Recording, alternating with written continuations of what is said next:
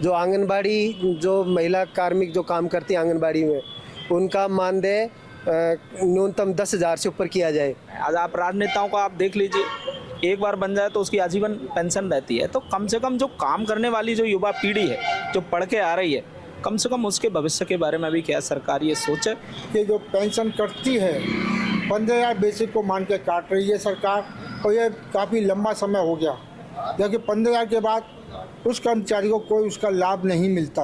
जनता को तो 1200 रुपये दे रहे हैं, तो दो पति पत्नी को 2400 रुपये हो गए और हमें 1000 रुपये दे रहे हैं। ये कहाँ का न्याय है? घर बैठे कमाए 1500 रुपए प्रतिदिन, वो भी विदाउट इन्वेस्टमेंट। बस डाउनलोड करें बैंक साथी ऐप, फ्री ट्रेनिंग लेकर कमाना शुरू करें। बैंक साथी से जुड़कर 15 लाख लोगों के सपने हुए पूरे। अब बारी है आपकी। अबारावा मौजूद हा कलेक्टर के मायने अटे जका भारतीय मजदूर संघ है विज्ञापन सौंपया है, जका कलेक्टर है जिला का जितेंद्र सिंह सोनी बहने और हूँ बातचीत करा कई मुद्दा माते कई विषय ने ले ज्ञापन सौंपया हो। कई नाम है थाको? रणजीत सिंह गुजर, जयपुर जिला अध्यक्ष। अच्छा, तो कई विषय हो कि मुद्दा माते ज्ञापन सौंपया हो? हमारा विषय ये था कि जो ईपीएफ की जो पेंशन है, वो अभी तो पेंशन कुछ नहीं मिल रही, नाम मात्र की मिलती है, तो उसको 5,000 की जाए। हमारा लक्ष्य यही है। जो आंगनबाड़ी जो महिला कार्मिक जो काम करती है आंगनबाड़ी में, उनका मानदेय न्यूनतम 10,000 से ऊपर किया जाए, तो हमारी ये मांग है। अच्छा, अब आंगनबाड़ी में जो महिला काम करे हैं कार्मिक, बैंक कितना मानदेय मिले हैं? अभी उनको नाम मात्र का मिलता है, उनको 5,000, किसी को 6,000 ऐसे मिलते हैं। तो हमारा कम से कम ये है कि 10,000 से ऊपर मिले उनको मानदेय।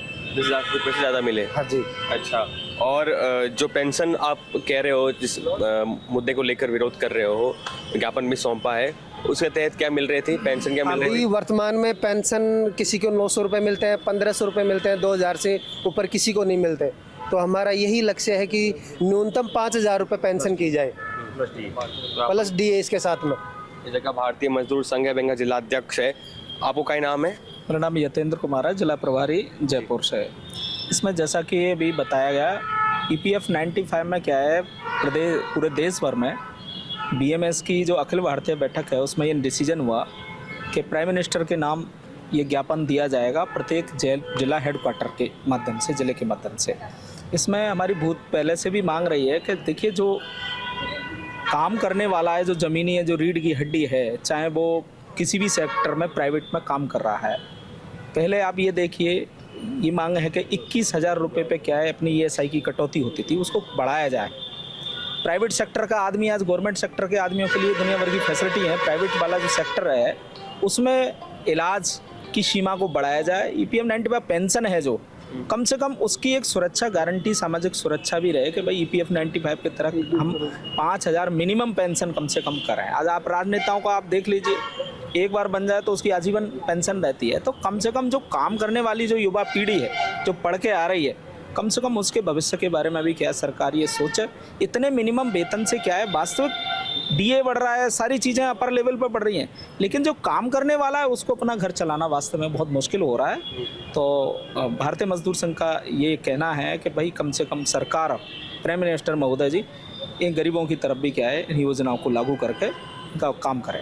Harimohan Chandak, EPF 95 registered union संगठन मंत्री। आज भारतीय मजदूर संघ के आह्वान पर भारत सरकार को जो बजट में हमने प्रस्ताव दिए थे, उसके विषय में याद दिलाने के लिए आज पूरे देश भर में धरना, प्रदर्शन, आंदोलन हो रहे हैं। और ये विषय है ईपीएफ 95 जो 1995 में आया था। उसके अंदर हमने कई बार केंद्रीय श्रम मंत्री, केंद्रीय मंत्री को पत्र भी लिखे हैं, भारतीय मजदूर संघ ने भी पत्र लिखे हैं, और काफ़ी समय से आंदोलन चल रहा है। लेकिन इस 25-26 के बजट में भारत सरकार के उसमें बजट में कोई प्रोविज़न नहीं रखा कि मिनिमम पेंशन 1,000 से बढ़ाकर 5,000 की जाए। दूसरा हमारा मांग है कि जो पेंशन कटती है 15,000 बेसिक को मान के काट रही है सरकार, और ये काफ़ी लंबा समय हो गया, जबकि 15,000 के बाद उस कर्मचारी को कोई उसका लाभ नहीं मिलता। तो 30,000 मिनिमम मतलब ईपीएफ 95 30,000 के अंदर कटौती की जाए। तीसरी मांग है देश के अंदर 100% बैंक और बीमा के अंदर जो 100% निवेश हो रहा है इसको तुरंत प्रभाव से रोका जाए। चौथी मांग है कि महिलाओं के जो आंगनबाड़ी हैं उनके लिए भी भारत सरकार ने बजट में कुछ नहीं रखा है। ये प्रमुख मांगें हैं हमारी और पूरे देश के अंदर आंदोलन हो रहा है। अभी एक ज्ञापन दिए गए हैं, आगे की रणनीति वह सरकार अभी भी नहीं मानी क्योंकि संसद चल रही है। सरकार चाहे तो घोषणा कर सकती है इसके अंदर।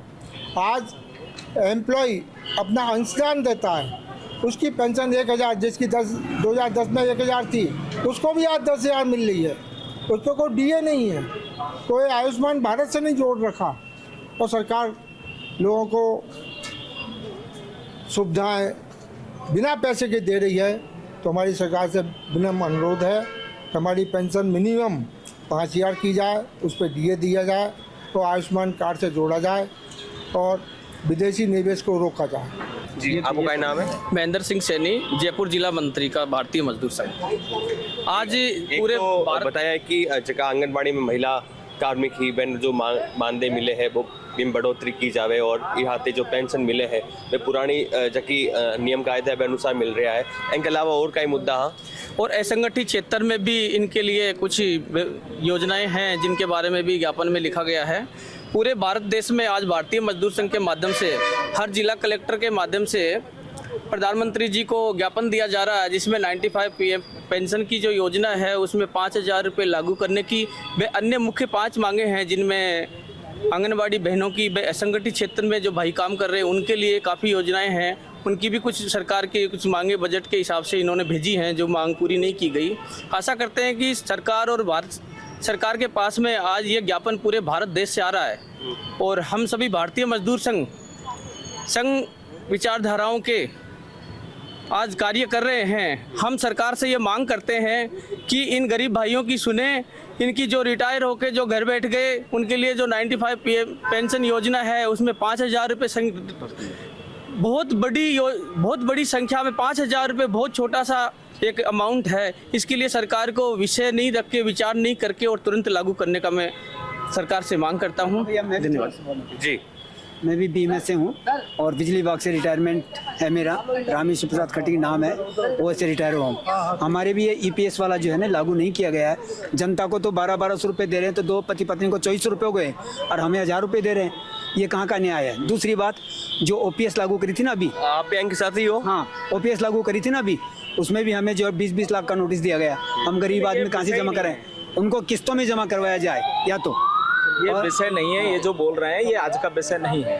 नहीं, EPS का तो है ना? नहीं, EPS का है तो आप EPS का तो बोल दिया मैंने। वो भी तो आपकी बात न ले रहा, आपका मुद्दा न ले रहा, ज्ञापन सौंपया है जगह कलेक्टर है जिला का जितेंद्र कुमार सोनी बहने और आपकी मांगा बैंक सामने रखी है। देखा कि इनकी मांगा मानी जावे या कौन मानी जावे, बात वाली बात रे। मार्के में साथी जतीन, मारो नाम मनीष, राम से।